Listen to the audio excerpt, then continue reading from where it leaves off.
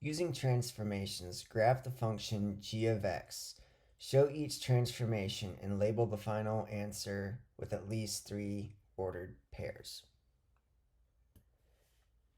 Notice that the parent function is the square root of x. So we'll start with y equals the square root of x and get some values for it.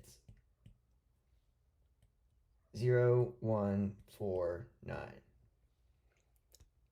And then the y value square root of 0 is 0, square root of 1 is 1, and square root of 4 is 2, square root of 9 is 3. Up next, we want to take care of any reflections, stretches, or compressions. -2, that's going to be a vertical stretch. It's also a reflection across the x-axis. -1 on the inside, that's a horizontal shift. We'll save that for last. And +3, that's a vertical shift. We'll save that for last.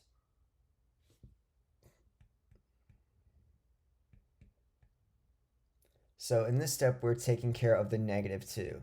Notice that -2 is on the outside of the function. That affects the graph vertically. In other words, it's affecting the y values, and it's going to do that in a logical way. So we're going to multiply each of these y values by -2. We will not change the x values in this step. Multiply the y values by -2.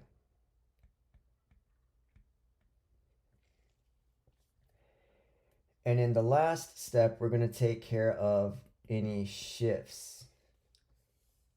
-1 is on the inside of the function beside the x. That's affecting the graph horizontally, which affects the x values in a backwards or illogical way.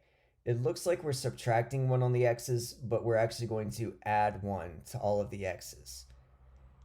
+3 is on the outside of the function. That affects the graph vertically in a logical way. So we're going to add 3 to the y values. Again, the x values, we do the opposite, add 1. The y values, it makes sense. We're going to add 3. So looking at the red graph, let's first add 1 to each of the x values.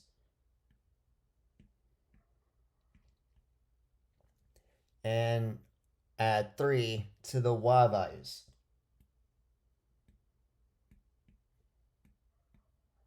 And let's plot what we have. 1, 3, 2, 1, 5, -1, and then 10, -3 is off the grid, so let's just stop there. And we have our graph. In this example, we're going to use transformations to graph f of x. Notice that the parent function in this example is the reciprocal function 1 over x. So let's get some points that we're familiar with. -1, -1. 0 is undefined, that's an asymptote. And 1, 1. Up next, we want to take care of any reflections, stretches, or compressions that may occur. So looking at f, we have a 2 in the numerator. That's going to be a vertical stretch. +1 in the denominator is a shift. We'll save that for last. -2 on the outside, that is also a shift. We'll save that for last. So 2 in the numerator is the only thing we're taking care of in this step.